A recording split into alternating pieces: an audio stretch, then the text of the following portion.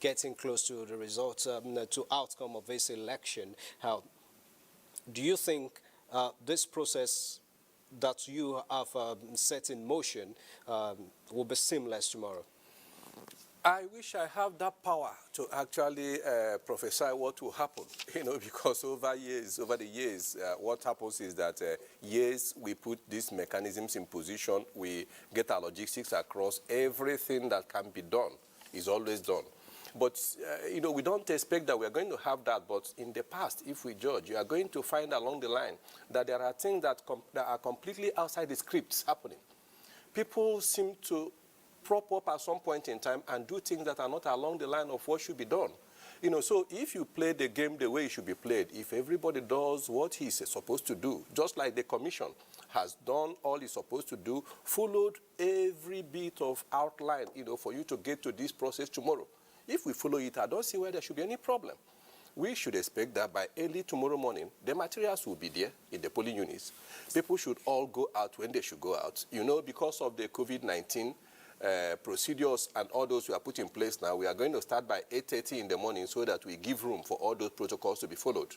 And so from that time to 2:30 in the evening, when this is supposed to end, all things being equal, following all the procedures that are supposed to, we don't foresee any problem. But let me just, in answering that question, touch what you touched earlier on. You talked about having 370 policemen for the whole nation, and then you are having 31,000 for Edo State. In terms of ratio, you have 400 policemen to one policeman to 400 people in Nigeria. That's the ratio. But if you now come to Edo State, deploying 31,000 policemen to a voting population of about 1.7 million people, you have one policeman to 54. So you can see the magnitude of the deployment. It ought not to be that way. I mean, this is not war. This is election. But that is where we are. And we just want to believe that with that level of deployment, we are going to get fully to where we are, because it is one thing to deploy. It's another thing for us to carry out every aspect of what needs to be done.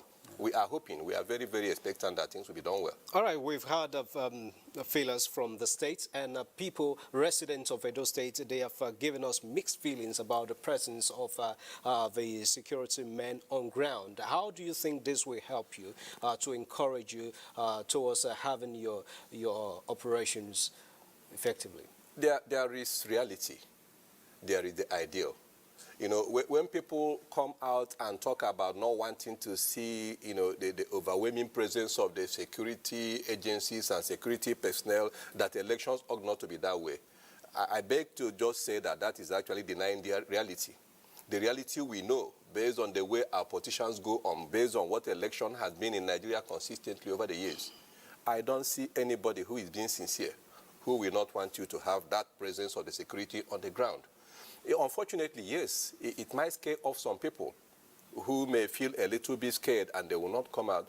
But if you turn your back for a minute, I will not be able to assure you what is going to be on the ground. So, frankly speaking, we need them for us to have a very seamless election the way you put it. We just wish that we could have a seamless process without the security presence. But at the moment, we can't afford that. All right, we hope we get there in this same country whereby we'll participate in election without heavy presence of security men. I mean, why should my heart miss a beat because I'm going to participate in an electoral process? That's where we'll find ourselves. But before we go, let's quickly see, go a bit to history to see what we've had in the past when it comes to the governorship elections. Bits of history, we'll see the 4 past governors in the state when election returned in 1999, and that's after the military administration ended in 1999. Anthony Onyanvulen was the last military administrator in that state. Chief Lucky Benedo of PDP came in 1999, and he ran 2 administrations consecutively before Professor Osumbo of PDP came in 27. His own administration was cut short through the court proceedings, and Comrade Adam Oshiomhole came in after Professor Osumbo on the platform of the All Progressives Congress in 2008, and he had 2 terms, of course, before his successor, Godwin Obaseki, who is still the incumbent governor, came in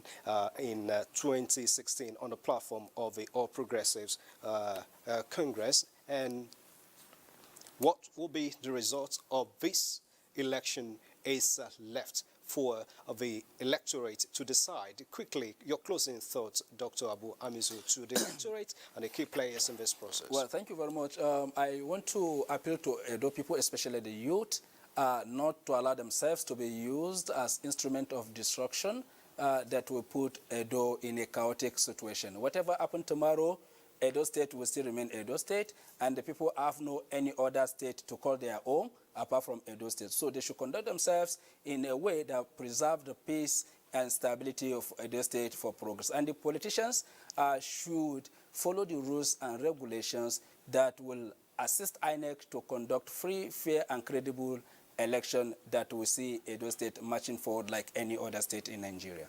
All right, thank you very much, Dr. Abdurrahman Abu Hamizu, for your perspective so far.